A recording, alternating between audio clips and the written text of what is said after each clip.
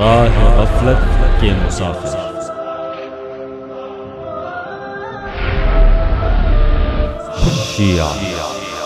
شیعہ سنی اور شیعہ کا قدر مشترک۔ ببینید ما اشتراکاتمون زیاده. اولا نسبت به خداوند، ثانیا نسبت به پیامبر اسلام، ثالثا نسبت به نتایج و کارکردهای پیامبر. بعد بیایید قرآن. بابا قرآن یک قرآن دربسته سربسته‌ای که نه کم میشه و نه زیاد میشه. این مشترک بین ما. چرا کم میگیرید قرآن رو؟ اصلا کم گرفتن این اشتراک این توهین به قرآنه، چون قرآن تنها کتاب آسمانی تحریف نشده‌ای که امروزه به عنوان یک میراث دست بشریت هست و این افتخارش هم برای شیعه هست هم برای سنی. چرا ما این اشتراک رو، این نقطه مشترک رو اینقدر کوچیک میگیریم؟ چرا اینقدر سریع از کنار قرآن میدویم میریم اون طرفتر؟ کعبه مشترک نیست؟ یعنی ما یک کعبه دیگه‌ای داریم، اونا یک کعبه دیگه‌ای دارن؟ نه، یک کعبه داریم. خب که خیلی روشنه. محترم ناظرین، اس شیعہ عالم سے سوال یہ ہے کہ آپ تو قرآن مجید کو کامل اور غیر تحریف شدہ سمجھتے ہیں، لیکن آپ کے علماء اور گزشتہ و دور حاضر کی کتابیں تو قرآن مجید کے متعلق نہایت مختلف تصور پیش کرتی ہیں۔ آپ کی کتابوں میں ایسی روایات آئی ہیں جن کی روح سے قرآن مجید تحریف شدہ ہے۔ حوالہ کے لیے دیکھیں طبرسی کی کتاب فصل الخطاب صفحہ 122 اور 123۔ اگرچہ بعض شیعہ علماء اس کفر و الحاد کو رد کرتے ہیں، مگر یہی کفر و الحاد ان کی کتابوں میں مذکور ہے۔ دوسری طرف یہ شیعہ عالم اس کفر کا برملا اظہار کے باوجود شیعہ کے ہاں محترم سمجھا جاتا ہے۔ اسلام دشمن ان شیعہ علماء نے صرف جھوٹ پر ہی اکتفا نہیں کیا، بلکہ اس کفر کو صحیح ثابت کرنے کے لیے کتابیں لکھی۔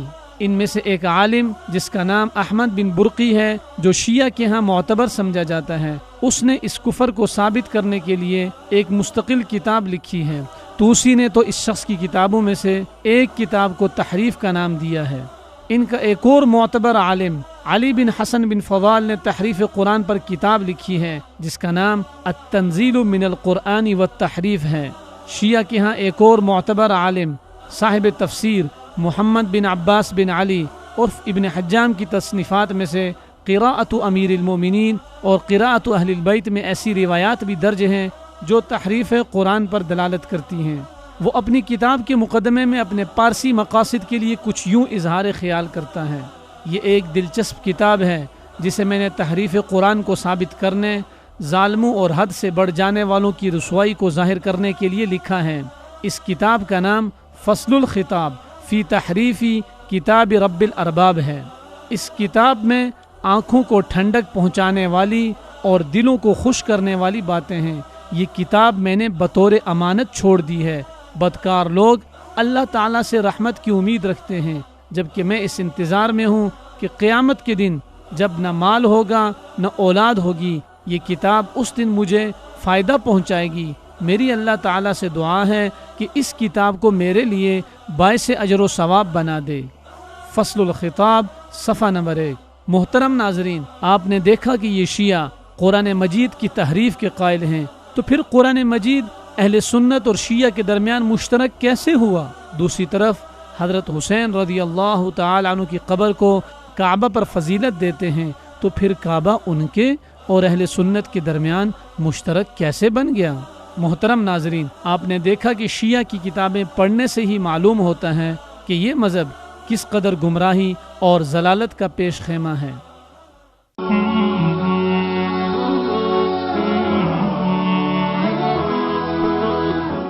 لا لا لا لا لا لا